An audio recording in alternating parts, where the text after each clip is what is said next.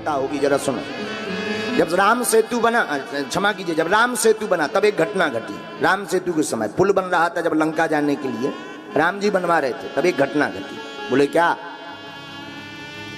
पत्थर राम राम कह करके जैसे ही पानी में डालें तो पानी में उतराने तो लगे, पर पानी में पत्थर डालने पर दोनों इकट्ठे ना हो, और जब तक पत्थर आपस में जुड़ेंगे नहीं पुल कैसे बंधेगा?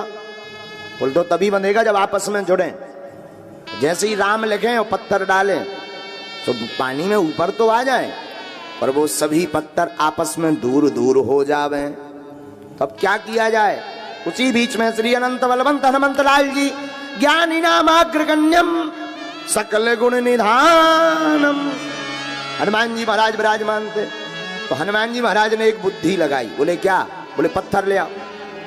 एक पत्थर पर लिखा रा, दूसरे पत्थर पर लिखा माँ। दोनों पत्थरों को समुद्र में डाल दिया, राव माँ आपस में जुड़ने लगे, पुल बन करके तैयार हो गया।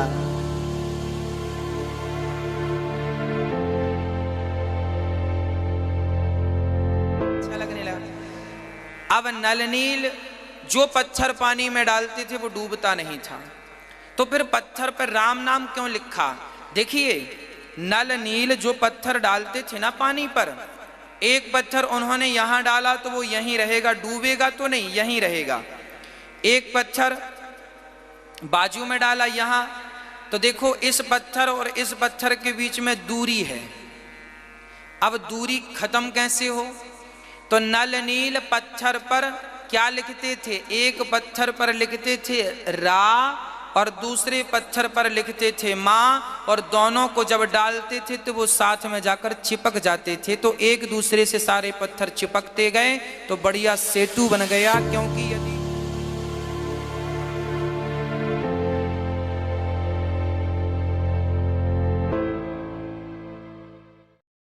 जैसे हम बहुत सी कथाएं सुना करते थे, उनका कोई सिर पैर नहीं था। हम सुना करते थे कि श्री रामचंद्र जी ने लंका पर चढ़ाई करते समय पुल की आवश्यकता पड़ी, समुद्र पर पुल बनाना था। हम ये भी सुनते थे कि 3 दिन तक भगवान श्री रामचंद्र जी समुद्र के अंदर घुटनों पानी में हाथ जोड़े याचना करते रहे कि हे जल्दी, हे सागर राज, मुझे रास्ता दे दो, मैं बहुत दुखी हूँ, मेरी पत्नी को लंका का राजा रावण उठा ले गया है और उसको बहुत सता रहा है, उस पर चढ़ाई करनी है, हमने उसको बहुत प्रार्थना कर ली है, वो लौट आने को तैयार नहीं है। जब 3 दिन तक समुद्र ने उसको रास्ता नहीं दिया, तो तब श्री रामचंद्र जी ने लक्ष्मण से कहा था कि लक्ष्मण, मेरा अग्नि बाण दे, ये लातों के भूत बातों से नहीं मानते। जब उसने अग्नि बाण चढ़ा करके समुद्र को फूकने के लिए कोशिश की, उसमें लपटें निकलने लगी, क्योंकि सिद्धि से चलता था पहले ये सब शस्त्र। तब कहते समुद्र ने रास्ता दिया, ऐसे सुनते थे। फिर क्या सुनते थे कि नल नील ने समुद्र पर पत्थर रख दिया, उनके हाथों में पावर थी, उनमें शक्ति थी, सिद्धि थी कि उसके हाथ से रखा हुआ पत्थर जल में डूबता नहीं था, और जिस कारण से पुल बना। फिर हम ये भी सुना करते थे नकलियों से कि हनुमान जी ने पत्थरों पर राम का नाम लिख दिया, इसलिए पत्थर तिर गए। प्रथम तो कहते हैं समुद्र ने हाथ जोड़कर रास्ता दे दिया जब रामचंद्र जी ने जलाना चाहा, उसको फूकना चाहा। फिर कहा करते नल नील के हाथों तैरते थे पत्थर, उनके कोई वस्तु नहीं डूबती थी समुद्र पर।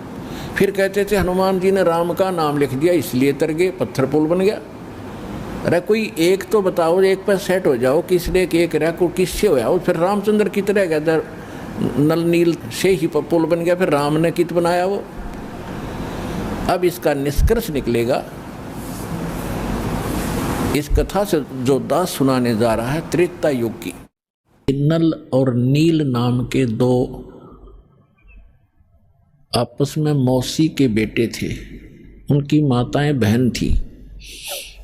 दोनों ही अपने पूर्व जन्म के संस्कारों से और प्रारब्ध के दुख से दुखी थे, कष्ट से।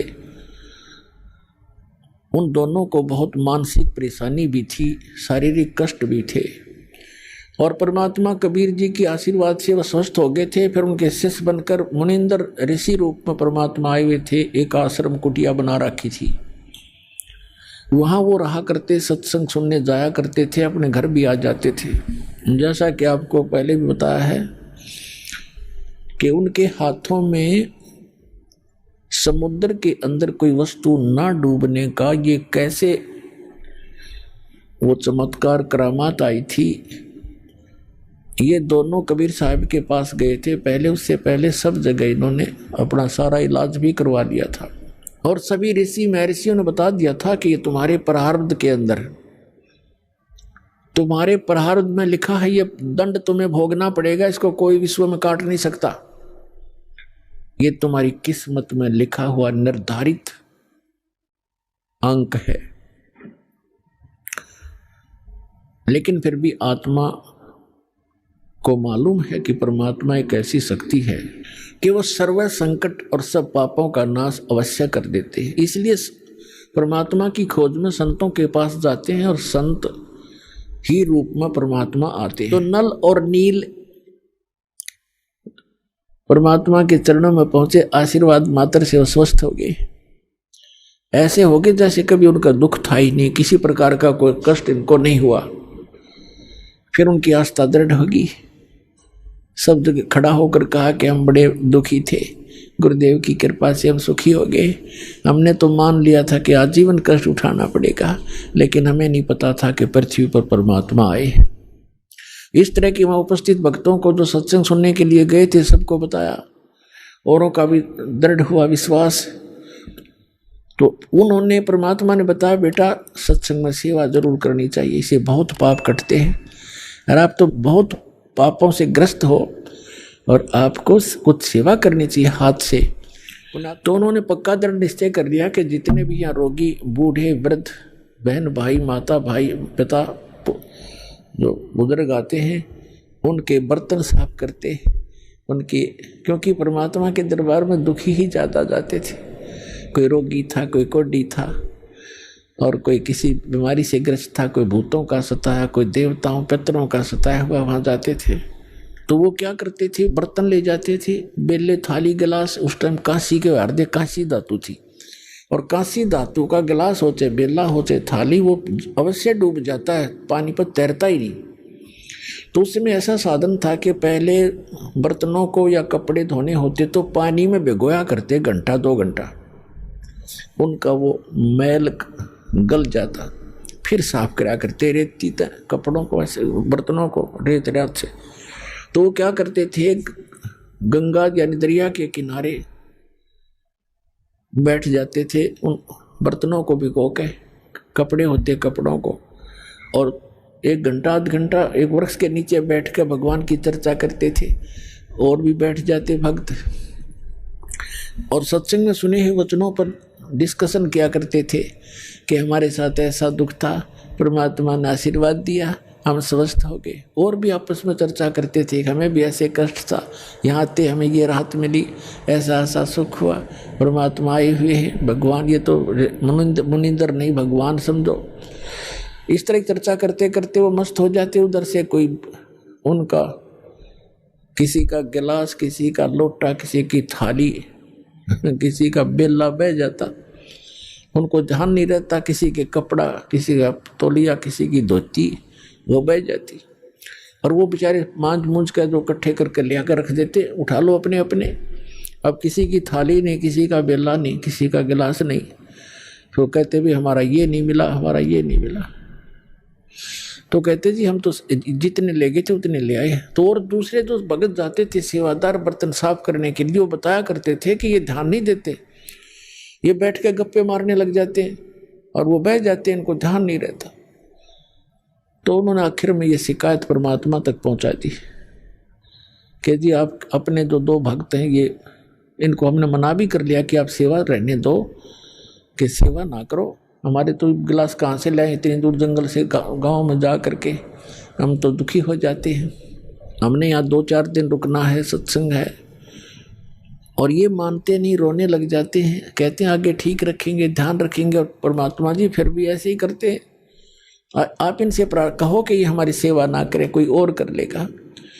उनको ये चिंता होगी कि गुरुजी के पास मेरी कंप्लेंट चलेगी हमारी, और कहीं हमें फिर वो आपत्ति ना आ जाए, गुरुजी रुष्ट हो जाए। चरणों में पड़ गए, बुरी तरह रोने लग गए। कहा भगवान हमारी सेवा ना छीनना, हमारी सेवा ना छीनना दाता, हम बिल्कुल आगे से बिल्कुल ठीक करेंगे, वे बहुत ध्यान रखेंगे। तो भगत कहने लगे जी ऐसे ही कहते हैं, कई बार कह लिया ऐसे ही, अब जाते फिर वैसे ही फिर कर देते हैं। तो परमात्मा ने, वो तो जानी जान थे, कहा बेटा इनको आशीर्वाद दे देता हूँ, इनके हाथ से कोई चीज भी नहीं डूबेगी, लोहे की भी नहीं डूबेगी, पत्थर भी नहीं डूबेंगे, और तुम निश्चिंत रहो, और बेटा करो सेवा। अब नल नील खुश हो गए और सावधानी बरतेंगे। अब उनने पानी का बेला भर के थाली और वो रख दिया दरिया पे, वो न्यू का नो बेला भरा हुआ पानी का, और उसके ऊपर है जल के ऊपर रखा है, वो हाथ ला दे नीचे जावे ना तो नहीं जावे।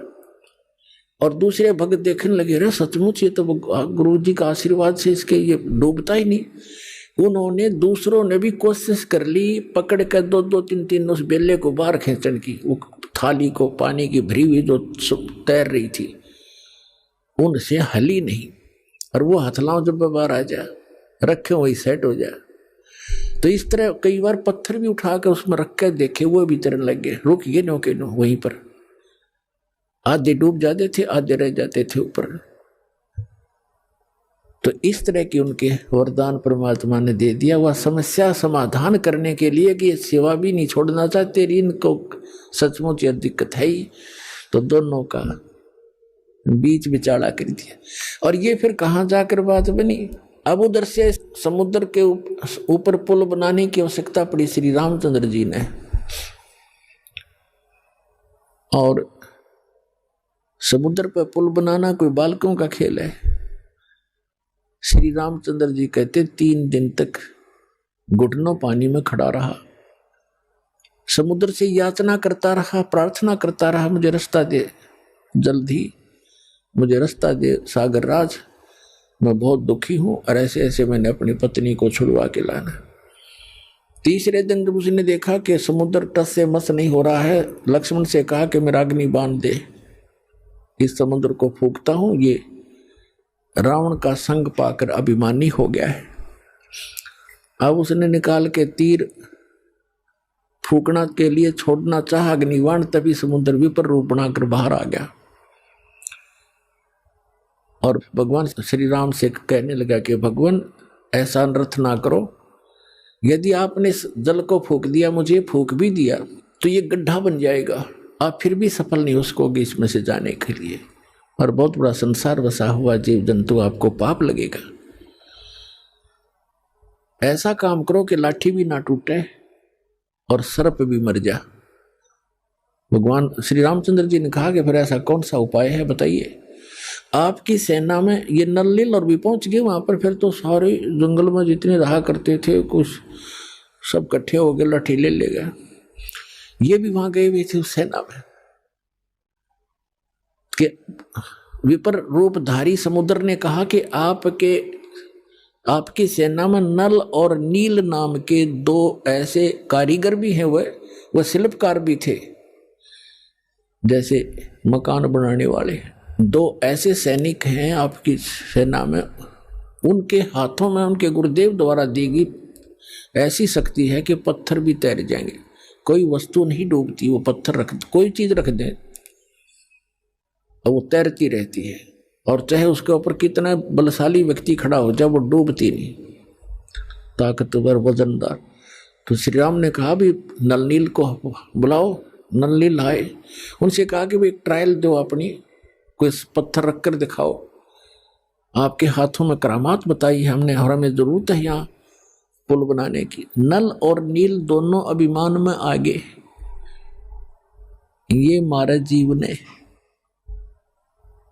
उसने सोचा कि यदि हम अपने गुरु जी को याद करेंगे, मंत्र तंत्र करेंगे, अपना मंगलाचरण, तो श्री रामचंद्र जी ने सोचेंगे ये तो कहीं भगवान की स्तुति करके इन्होंने शक्ति प्राप्त की है, यानी अभिमान आना था, ऐसे ही काम बिगड़ा करता है, किसी प्रकार भी हो जाए गड़बड़। उन दोनों ने उस दिन तुरंत पत्थर उठाए। अहम था उस दिन। उन्होंने वैसे तो पत्थर उठा कर रखे करते थे, कोई कुछ भी चीज रख देते। उस दिन उनके अंदर एक विशेष दोष था मन में, इसलिए फेल हो गए। पत्थर उठाए रखे, दोनों के डूब गए। अब उनको तो कॉन्फिडेंस था कि अवश्य तैरेंगे, और लाइट आ गए, फिर दूसरे भी डूब गए, फिर लाइट आ गए, वो भी डूब गए। अब श्री रामचंद्र जी कहने लगे, समुद्र की तरफ देख रहे थे, ये सोच, ये कहने, मानो ये कहना चाहते हैं कि झूठ बोल रहे थे।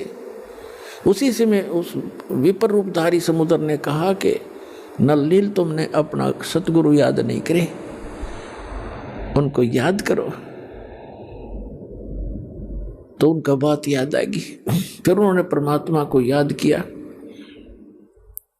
और वो तो आना ही था, क्योंकि श्री रामचंद्र भी दुखी, रावण का अंत आए लिया था, उसकी टिकट भी कटवानी थी। और वहां आए क्योंकि ब्रह्मा विष्णु महेश भी उसी के तो बच्चे हैं परमात्मा के। सूक्ष्म वेद में कहा कि राम कृष्ण सतगुरु सहजादे और भक्ति हेतु न हुए पियादे। उस परमात्मा के ही बच्चे हैं, ये भी सहजादे हैं, हमसे अच्छी आत्माएं हैं ब्रह्मा विष्णु महेश। तीनों देवा कमल दल बसे, ये ब्रह्मा विष्णु महेश, और प्रथम इनकी वंदना फिर सुन सतगुरु उपदेश। तो परमात्मा अपने बच्चों के दुख को देखता है। श्री राम के दुख को देखकर वहां पहुंचना ही था, और नहीं आते, क्योंकि नलनील का अगर से काम बन जाता तो उन्होंने आना ही नहीं था। उन्होंने रजाई न्यों बख्शी थी, पर हम कर्म ही ने बिगाड़ देते अपनी सारी कहानी को। तब देखा कि सामने परमात्मा आ रहे हैं, एक मुनिंद्र ऋषि आ रहे हैं। कुदरती नजर पड़ी सैनिकों की, उन्होंने कहा कि ये ऋषि जी आ रहे हैं, कौन है? नलनील कहने लगे, ये तो हमारे गुरुदेव आ गए, देखो हमारी पुकार सुन ली। और इतने में परमात्मा निकट आ गए। नल और नील ने चरणों में प्रणाम किया। श्री राम और लक्ष्मण और सभी ने हनुमान तक आके उनके चरणों में नमन किया। तब श्री रामचंद्र जी ने कहा कि ऋषिवर, आपके इन बच्चों के हाथों में आज वो शक्ति नहीं रही, मेरा दुर्भाग्य है, और मुझे आवश्यकता है कि समुद्र पर पुल बना के मैं लंका में जाऊं। रावण सीधी बातों से नहीं मान रहा, उससे युद्ध करना पड़ेगा और सीता को छुड़वाऊं। भगवान दया करो मुझ पर। जब आप अपने बच्चों को, अपने शिष्यों को शक्ति दे सकते हो, मेरे पर भी दया करो, कोई वरदान दो, मुझे भी मेरा ये कठिन कार्य सुलभ करो। तो परमात्मा ने कहा कि अब इनके हाथों में यह शक्ति रहेगी भी नहीं, क्योंकि इनके अंदर अभिमान छा गया। अब परमात्मा श्री रामचंद्र जी ने कहा कि भगवान फिर मेरे ऊपर तो बड़ी आपत्ति आई है, कुछ दया करो, एक पुल बन जाए इस पर, समुद्र के ऊपर। तो परमेश्वर ने कहा कि आओ मेरे साथ साथ। हाथ में एक सोटी ले रखी थी, डोगा जैसे आजकल बूढ़े रखा करें, सोटी वैसे भी रखते हैं, जैसे कोई कुत्ते बिल्ली से बाहर जाते हैं तो रख लेते थे। वो एक सोटी थी, डंडा था, उसके साथ ऐसे लाइन खींच दी, रेखा एक बहुत बड़े पहाड़ के चारों तरफ गए, और कहा कि इस रेखा के अंदर अंदर के पत्थर उठा लीजिए, ये सब हल्के कर दिए हैं, इससे अपना पुल बनाओ, बन जाएगा। अब वो पत्थर उठाए गए, उनकी ट्रायल ली गई, बिल्कुल आसानी से ऊपर तैर जाते हैं। अब नल-नील दोनों शिल्पकार भी थे, उन्होंने उनको काट तराश के एक दूसरे में फंसा के भी ऐसे एडजस्ट कर किए उन्होंने। इतना योगदान उनका फिर भी रहा, लेकिन वो परमात्मा कबीर जी की कृपा से मुनिंद्र रूप में आए, भगवान की दया से समुद्र पर वो पुल बनाने में श्री रामचंद्र जी सफल हुए थे। जगत का पेखना पेख्या धनी का, नाम ना लेखा जगत का, पेखना पेख्या धनी का, नाम ना लेखा। उसने ऐसे कर दिया, उसने ऐसे कर दिया, जो करने वाला उसका कितना जिक्र भी नहीं हमारे हम करते।